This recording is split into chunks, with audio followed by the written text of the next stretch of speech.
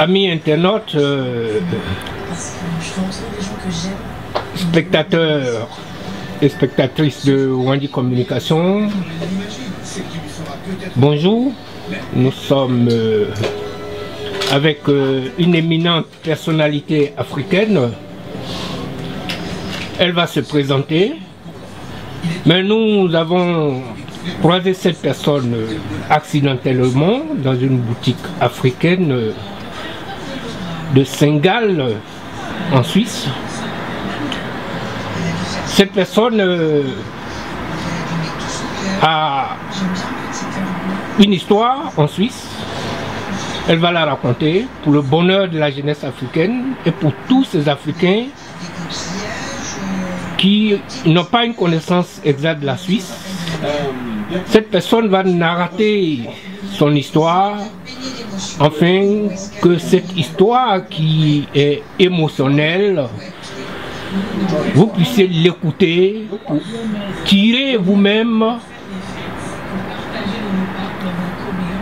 vos propres leçons et vos propres conclusions.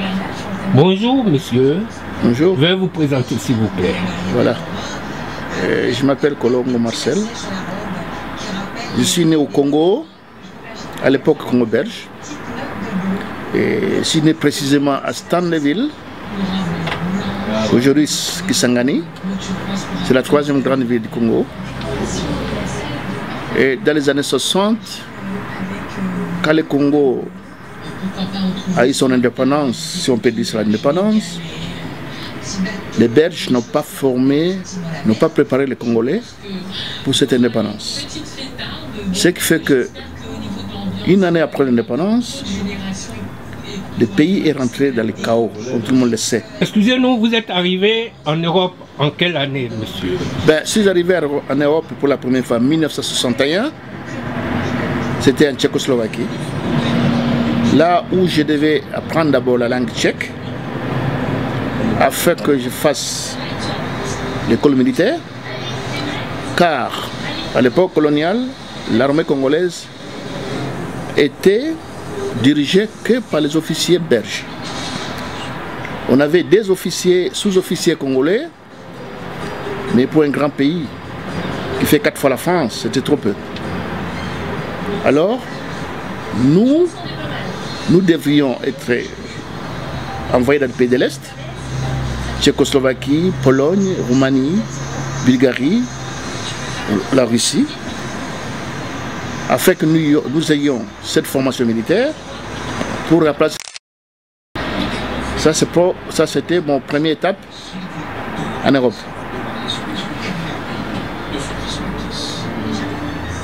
Donc vous êtes arrivé, enfin vous êtes arrivé comme élève militaire en Tchécoslovaquie. Oui. Ah oui. Et après ma formation, on devait regagner le Congo. Et le pays était en feu. Donc il y avait la guerre civile. Et la guerre civile qui a séparé le Congo, l'Est et l'Ouest. Il y a eu même 3 pays. Le Congo s'est divisé, s'est amorcelé. On avait ce qu'on appelait à l'époque l'empire de Kasaï. On avait les républiques de Katanga.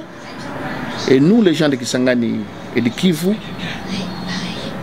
sont restés fidèles à l'unité nationale. Oui, mais quand vous êtes arrivé là, en Tchécoslovaquie, vous dites là, combien de Noirs il y avait en ce temps? Bon, quand nous sommes arrivés en Tchécoslovaquie, nous on était 12. 12 blacks là-bas. 12 noirs, oui. Et puis il y avait quelques Soudanais. Et comment ça se passait? Et c'était pas facile, parce que la Tchécoslovaquie, comme tout le monde le sait d'ailleurs, faisait partie de Varsovie, et ces pays n'ont pas connu la colonie africaine, donc ces pays n'avaient pas de relations avec l'Afrique. Oui. Et quand on est arrivé à Tchécoslovaquie, et on était comme un objet de curiosité. Ah oui. Chacun voulait voir si on était des êtres humains, ouais. Et si on avait le queue comme des singes. Et ça, je me rappelle encore. Nous avons quitté Prague dans un bus pour aller à Brune. où on devait rester pour la formation militaire. Au cours des routes, le chauffeur nous a dit de rester, de se reposer, on va prendre un café.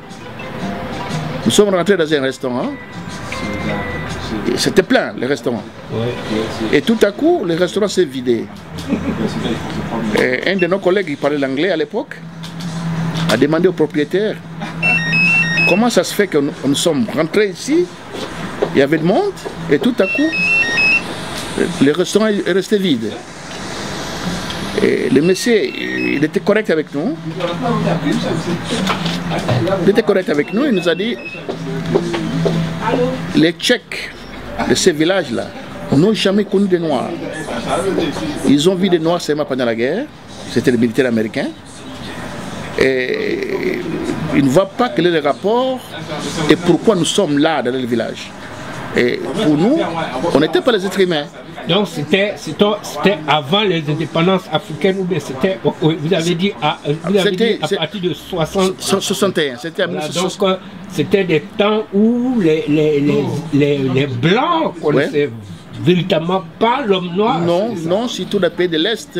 Ah oui, on ne connaissait pas l'homme noir, pas de noirs. Vraiment de curiosité. Voilà, et puis à la télévision, on montrait qu'il Tarzan. Ah oui. Et on montrait qu'il y a des choses qui n'avaient pas de rapport. Quel était le contact direct avec l'homme noir pendant ce temps? Et c'était difficile. D'abord, on ne parlait pas la langue, le débit. Oui.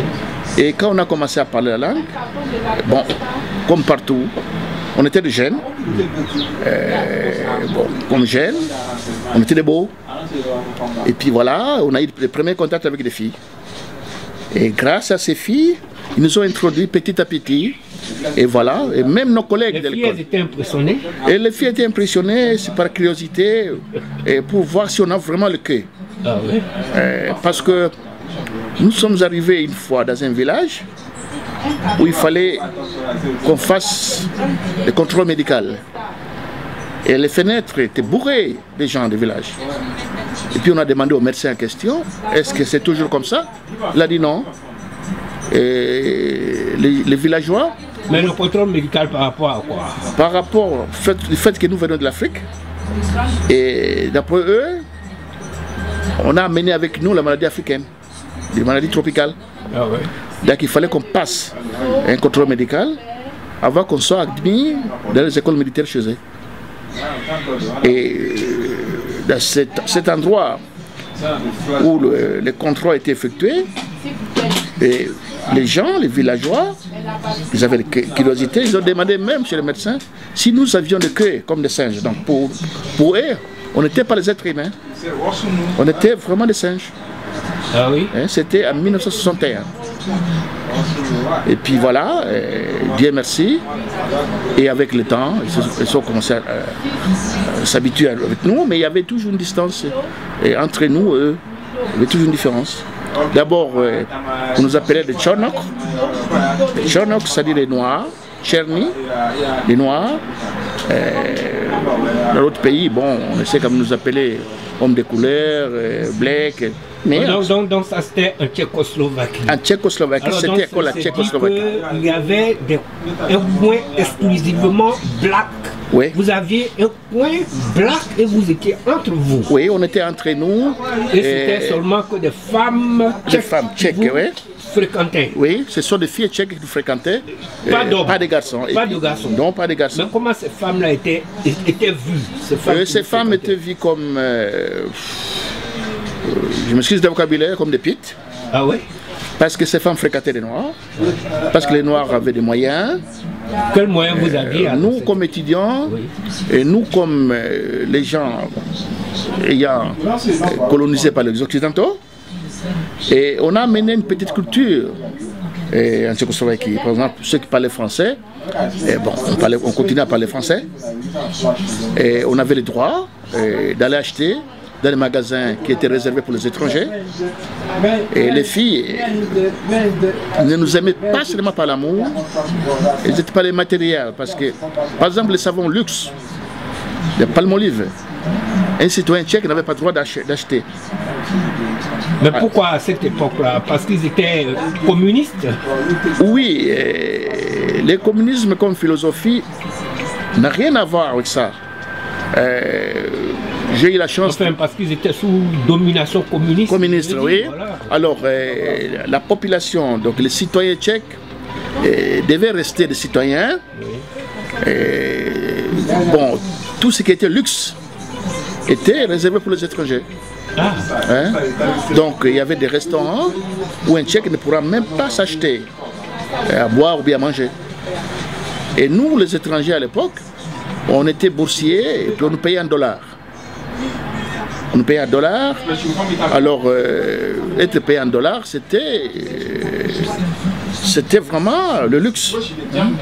Et beaucoup de filles voulaient des choses de l'Occident, donc le parfum, le jeans, les bas. Et nous, on avait la possibilité, le week-end, de sortir et d'aller, de voyager jusqu'à Berlin-Ouest pour acheter ces produits. Et ils n'avaient pas droit d'abord d'y voyager, comme ils n'avaient pas droit, n'avaient pas l'argent aussi pour y acheter. Donc en clair, ces filles-là, elles étaient vues comme des prostituées parce qu'elles vous côtoyaient. Voilà. Donc en clair, vous, en tant que black, vous aviez une certaine liberté par rapport à ces Tchécoslovaques là, oui. À l'époque. Oui, on était libre, c'est pour aménager leur politique extérieure, oui. Parce que ce sont des pays qui préparaient des Noirs, des Blacks, oui. Avec l'idée que ces gens vont peut-être propager leur idéologie en Afrique et qu'un jour, ces pays auront des amis africains. Ils vont vendre leurs armes, ils vont vendre leurs produits. Donc cette liberté, ce n'était pas une liberté proprement dite, c'était une liberté avec l'intérêt. Parce qu'ils nous préparaient, parce qu'ils savaient que parmi nous, certains de notre groupe seront un jour les dirigeants de l'Afrique. Ah. C'était le cas d'ailleurs. Hein? Et à l'heure actuelle où je parle, il y a un général de 4 étoiles